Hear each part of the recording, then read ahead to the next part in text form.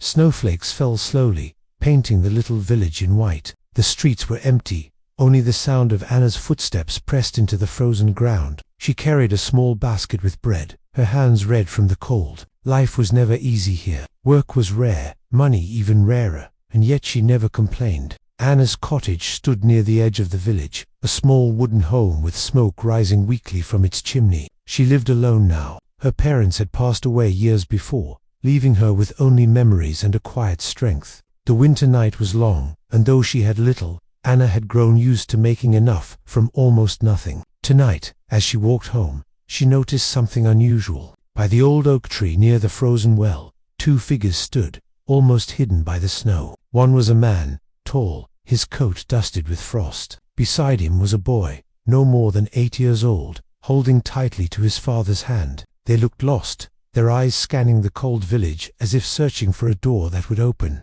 Anna slowed her steps, her heart torn between caution and kindness. She could see the boy shiver. The father looked weary but tried to hide it. Anna wondered, who were these strangers, wandering in such a bitter night? Anna stood still, snowflakes resting on her hair, her breath making faint clouds in the air. The strangers looked back at her. The man's eyes were tired, yet steady. The boy pressed closer against him, trying to hide from the cold. She hesitated. Strangers were rare in this small village, and fewer still came at night. People here kept to themselves, cautious of outsiders. Yet Anna's heart softened when she saw the boy's trembling hands. "Are you lost?" she asked, her voice quiet but clear in the empty street. The man nodded slowly. "We were passing through. The storm caught us. No inn nearby would take us tonight." His voice carried both dignity and exhaustion.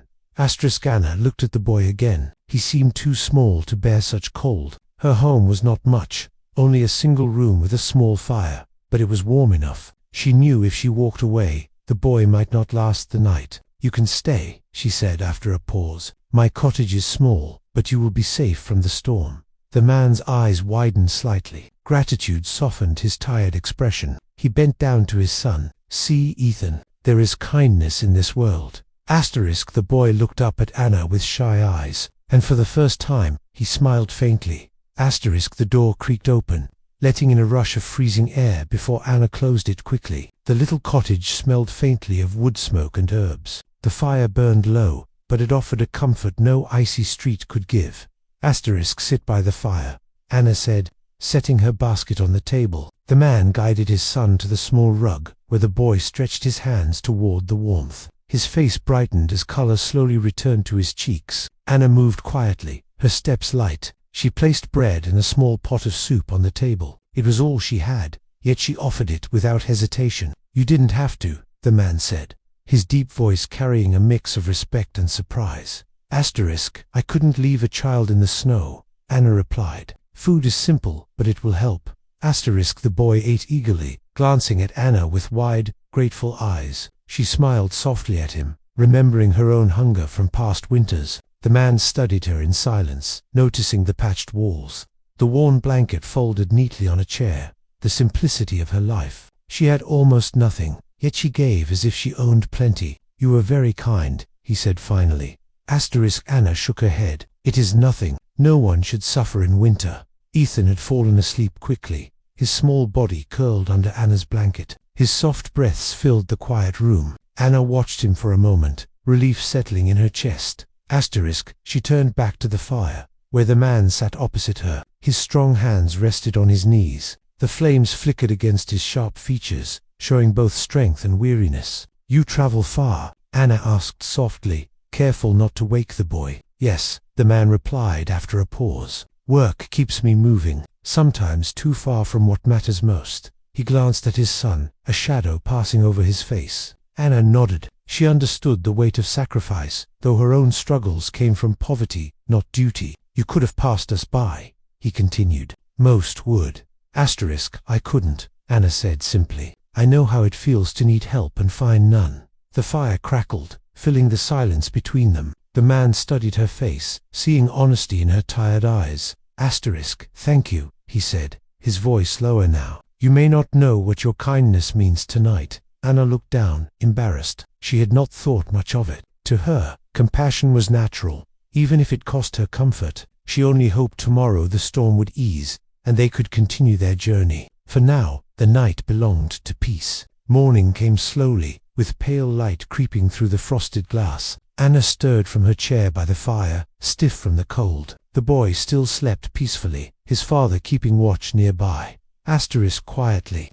Anna wrapped her scarf around her neck and stepped outside. The air was sharp, each breath cutting into her chest. Snow stretched endlessly, glittering under the new sun. She bent to gather firewood stacked near the wall, her hands numb against the frozen logs. The village was waking. Thin trails of smoke rose from chimneys, and the distant sound of a rooster broke the silence. Yet Anna's heart stayed heavy. Winter was hard, and her supplies would not last long. Still, she had shared them. She wondered if it had been foolish, or perhaps simply right. As she returned inside, she saw Ethan sitting up, his hair tousled, eyes bright now with warmth. His father helped him to the table. They looked more alive than they had the night before. "Did you sleep well?" Anna asked. "Yes," the boy answered shyly. "Thank you." The man gave her a nod of quiet respect. Anna placed the fresh wood near the fire, her breath soft as she realized something. Though she was poor, though her life was hard, she had given warmth, and that was worth more than gold. Later that morning, Anna walked to the old well with an empty bucket. The path was slippery, her boots worn thin against the ice. She leaned forward, pulling the rope with effort. The bucket rose slowly, dripping with icy water. "Allow me," the man said, stepping beside her. His hands were strong, steady, and the rope moved with ease. Anna stood aside, surprised at his offer. Most travelers kept distance, but this one did not. "You don't have to," she said. He smiled faintly. "I should. You've done more for us than anyone has in a long time." Behind them, Ethan laughed as he kicked snow into the air. His cheeks glowed bright red, his small boots leaving deep prints in the white ground. Anna turned to watch him, warmth blooming in her chest. It had been long since she had seen such carefree joy. They carried the heavy water together, the bucket swinging between them. The silence between Anna and the man was calm, filled with the sound of snow crunching underfoot. At the cottage, Ethan ran ahead, opening the door with excitement. Inside, the fire still burned, waiting for them. Anna glanced at the man, her breath showing in the cold air. "You're different from others who pass through," she said softly. He only nodded, his eyes thoughtful, as if he carried secrets too heavy for words. The cottage smelled of flour and smoke as Anna worked the dough on the wooden table. Her hands moved with quiet rhythm, pressing and folding, though she had only enough to make a small loaf. Ethan sat close, his chin resting on his hands, eyes following her every move. "It smells good already," he said softly. Anna smiled, her tired face lighting up for a moment. "Bread takes time. Patience makes it better." Through the small window, Ethan saw his father outside, chopping wood. Each strike sent snow flying as the axe bit into frozen logs. He looked strong, but Anna could see the weight on his shoulders. This was no ordinary traveler. "Your father works hard," she said gently to Ethan. The boy nodded. "He always does. Even when he's tired, he never stops." His voice carried pride, but also a quiet sadness. Anna placed the dough near the fire to rise. She thought of her own father, long gone, who had worked himself weary to keep her fed. For a brief moment, her heart ached with the memory. The door opened, and the man stepped back inside, brushing snow from his coat. He glanced at the table, at the boy's smile, at Anna's hands dusted with flour. His face softened. In that simple scene, warmth filled the room, stronger than the fire. That evening, they sat together at the wooden table. The bread had baked golden, though small, and the soup was thin, yet warm. Anna placed it carefully before them, her heart quiet but content. Ethan took a bite of bread, smiling as he chewed. "It's the best I've ever had," he declared, crumbs dotting his lips. Anna laughed softly. "It's plain, nothing special." "It is," the boy insisted. His father looked at him, then at Anna, and nodded in agreement. "Sometimes," he said, "the simplest meals are the richest." Candlelight flickered, painting their faces in soft glow. Outside, snow fell in silence, blanketing the village deeper in white. Inside, warmth grew not only from the fire, but from something unseen, something that tied them together for that brief moment. Anna listened as Ethan spoke about small things he loved: stories, games, the stars at night. His father listened too, his eyes tender though lined with fatigue. Anna thought about how rare it was to have company, to hear laughter in her home. The cottage felt less empty tonight. She looked at the man, wondering again who he truly was. His manners, his calm strength, his quiet dignity did not belong to a drifter. Yet she did not ask. Some truths revealed themselves in time. For now, the storm raged outside, but inside, they had peace. The night grew deeper, shadows stretching across the cottage walls. Ethan slept soundly near the fire, his face peaceful, his small hands tucked under the blanket. The soft crackle of wood was the only sound, joined now and then by the faint tapping of snow against the window. Anna sat quietly, her hands folded in her lap. Across from her, the man rested with his back against the chair, his eyes fixed on the fire. Neither spoke at first, but the silence felt gentle, not heavy. "You must travel far tomorrow," Anna said softly. "Yes," he answered, though his voice carried no eagerness. "The world outside demands it." "Do you wish to leave?" she asked. His gaze lingered on his sleeping son. "I wish for his safety, more than anything." Anna nodded slowly. She understood. Love often meant sacrifice, though in different ways for each of them. The man turned his eyes back to her, studying her in the dim glow. "You have little, yet you've given us much. Why?" Anna hesitated, then answered, "Because I know loneliness. I know hunger. No one should face them if I can help." The man's lips curved faintly, almost a smile, though his eyes held something deeper, something unspoken, waiting for another day. The fire crackled on, holding the night together. Morning broke clear and bright. The storm had passed, leaving the world wrapped in untouched snow. The village roofs glittered under the pale sun, smoke rising gently from chimneys. Anna stood at her doorway, her scarf pulled tight, watching as the man secured his coat and held Ethan's hand. The boy looked cheerful, his steps light now that the danger of the storm had faded. "You've given us more than shelter," the man said, turning to Anna. His eyes were steady, his voice carrying weight. "You've given us kindness. That is not forgotten." Anna shifted, unsure how to answer. She looked at Ethan instead. "Be safe, little one," she said gently. "Keep warm." The boy smiled brightly. "I will. Thank you for everything."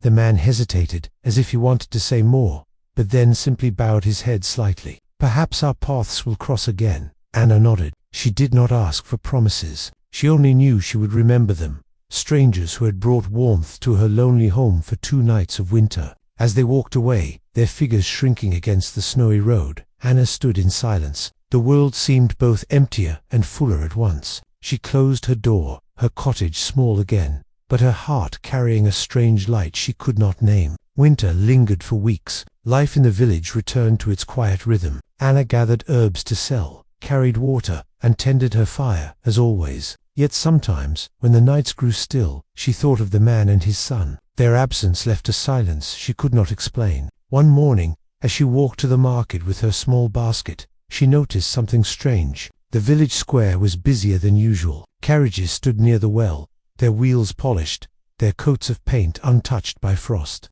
Men in fine clothes moved about, their boots to clean for these muddy paths. Villagers whispered among themselves, curious and cautious. Wealth was not a sight they often saw. Anna stayed at the edge, clutching her basket, unsure what to make of it. Then, through the crowd, she saw him, the man from the storm. He stood tall, dressed not in worn travel clothes, but in a fine dark coat, trimmed with fur. Beside him, Ethan held his hand, smiling wide at the sights of the market. Anna froze. The man's presence carried a different weight now. People bowed slightly as they passed him. Respect, even fear, filled the air. She whispered to herself, "Who is he really?" The answer began to unfold, changing everything she thought she knew. Anna tried to step back into the crowd, but it was too late. The man turned, his eyes scanning the square. Then he saw her. For a brief moment, the stern lines of his face softened, and warmth flickered in his gaze. Ethan tugged at his father's coat, pointing eagerly. "Father, look, it's Anna." His voice rang clear, filled with joy. The villagers looked from the boy to Anna, then back to the man. Murmurs spread quickly. Who was this girl, that the child of such a man called by name? The man began to walk toward her, his steps firm, his presence drawing the eyes of everyone around. Anna's heart raced. She clutched her basket tighter, unsure if she should stay or run. When he reached her, he inclined his head in quiet respect. "Anna," his voice carried both strength and gratitude. I had hoped we would meet again." The villagers stared, their whispers growing louder. Anna's cheeks warmed, but she could not speak. The man continued, his tone gentle now. "You gave us shelter when no one else would. My son still speaks of your kindness." Anna blinked, her voice small. "But you are not who I thought you were."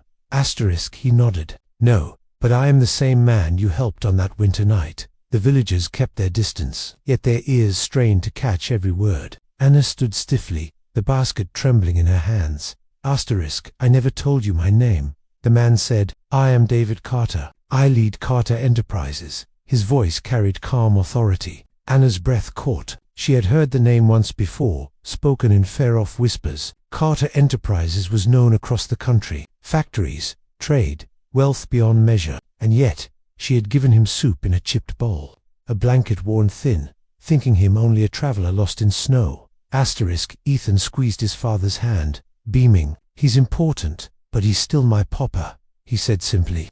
Looking up at Anna, the words pulled her heart back to steadiness. She looked into David's eyes and saw the same man she had spoken with by firelight, the man who had carried water with her, who had watched his son sleep with quiet care.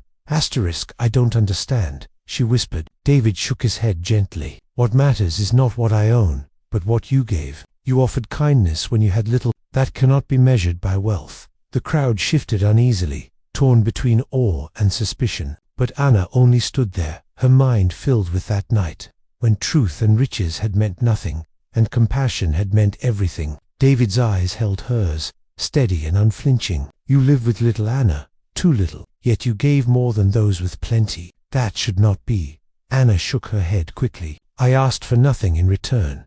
"I know," he said softly, "and that is why it matters." He glanced at Ethan, who nodded eagerly, then back to her. "I would like to help you. Not out of pity, but out of respect." Anna's heart pounded. She thought of her cottage, her daily struggles, the cold nights that stretched endlessly. She thought of the firewood she counted piece by piece, the bread she stretched to last longer than it should. Could this be real? "I cannot accept charity," she said firmly, though her voice trembled. David shook his head. "Then accept a friendship, a chance. Work with us. Use your strength, your kindness, in a place where it can grow." Ethan's small voice added softly, "Please, Anna, I'd like to see you again."